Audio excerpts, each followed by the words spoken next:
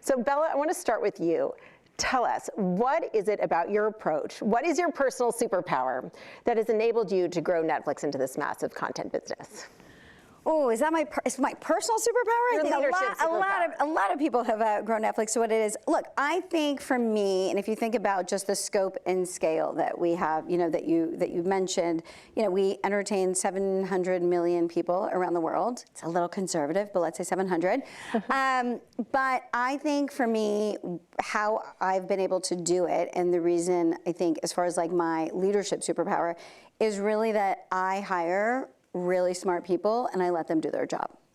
And I think that also a little bit comes from, growing up in this kind of big extended Indian family, and it's about village and community and lots of people, and that idea of the chemistry of the team, but really hiring great people and empowering them, and what that chemistry of that team is really important to me. So I'd say for sure my superpower is I hire great people. And understanding who to trust.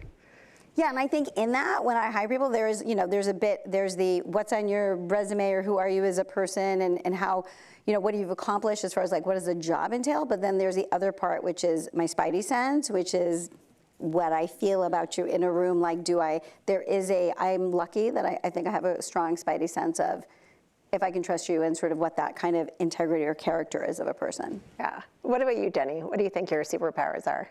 I would definitely say my superpower is taking risk. I wouldn't say it was always that, but it has become that over time. And did any of you see the Roger Federer commencement speech this year? And he talked about how many points over his career on average that he won. And it's like you would guess, like some pretty high number, 54%, which is crazy. But I relate to it a lot. Every single day in trading, we are winning and losing. And it's roughly like 53, 54%. So I've gotten really good at it, not because I was inherently good at it, because I've done a lot of it over time. Bela, I think about all the times you have done hard things, been in uncomfortable situations. When you first started at Netflix, you were doing something you hadn't done before. You'd come from entertainment, but this was a totally different job. And then at Netflix, you really grew the concept of doing global content, doing content on a global scale, creating local language shows in a way no one had successfully done before. How did you approach these uncomfortable new challenges? Look, some of that obviously comes with some experience of, like, I'm also a person that I love to kind of build a new thing, or I'm really curious about kind of the next business.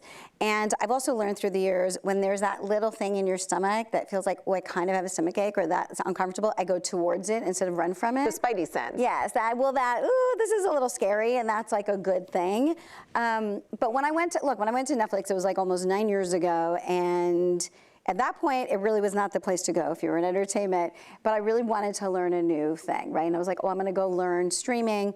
And for me, it was just the curiosity to learn, and I didn't believe it was the future. I believe streaming was like happening, right? Everybody kept saying, oh, it's the future, or we'll see if Netflix makes it. And I was like, no, this is for sure where it's happening. And you were right. Yeah. But I think it was, that curiosity of like, oh, this will just make me better and a better executive, and I would have been a better leader, a better so many things. I'd run a studio before, and I was like, oh, if I actually build unscripted in Netflix, and I oversee licensing, and I start doing local language all around the world, it just makes me just so much kind of better at my job. But I think that curiosity of always wanting to kind of do the next thing or build a new group or division. I think every job pretty much I've had has been like, oh, let's go into this new business, and I really love that part. So this is different than the spidey sense about people. This is when you feel something's a little anxiety-inducing, run towards Yes, it. It's that thing, look, there's a thing where you feel comfortable. You're like, oh, this is comfortable, I like this job, I just feel good. And when you go, oh, that job, oh, that makes me a little scared. So usually, right, you go, oh, scary, don't go. I'm like, scary, let's go. Yeah. And look, and I think for me, it took me a long time to figure this out. I think if I look all the way back, I think being an immigrant many years ago in America and having always this kind of cultural pull, am I this, am I that, how do I belong, I don't belong, and so much of what I did, even sort of as high school, I didn't follow the rules, right? I was a bad kid. I was in detention a lot. I do think a lot of that not following the rules set me up in a very direct line to, I was an Indian woman who went into entertainment where everybody was like, that's crazy. There's no Indian women back then, because it was a long time ago in entertainment. So for me, it's always been this kind of curiosity, interest in learning, and trying to, I always want to build the next thing. And that's why local language originals all around the world was also a very natural place for me, because I always felt a little bit I was from different places. And that idea of now you can have storytelling all around the world and everybody has access to it is incredible. Jenny, you started this organization, Poker Power, that aims to teach 1 million women poker. What do you want to teach when you're teaching poker? What are we learning? We are learning how to strategize. We are learning how to take risk. We are learning how to be a better decision maker.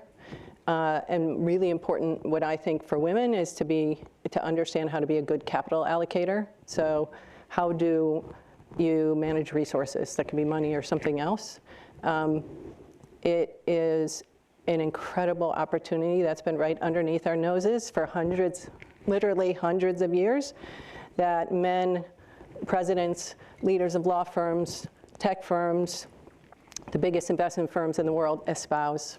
But they don't necessarily directly, and we haven't been listening because it looked gross and not welcoming, and it looked kind of like a waste of time, frankly. Mm-hmm. It turns out it's not. It turns out it is an incredible toolkit for women, and it started with my daughter, and when she was 14, she's now 19, and that I learned later in life. And I always say, if I could have learned earlier, I would have saved 10 years of losses.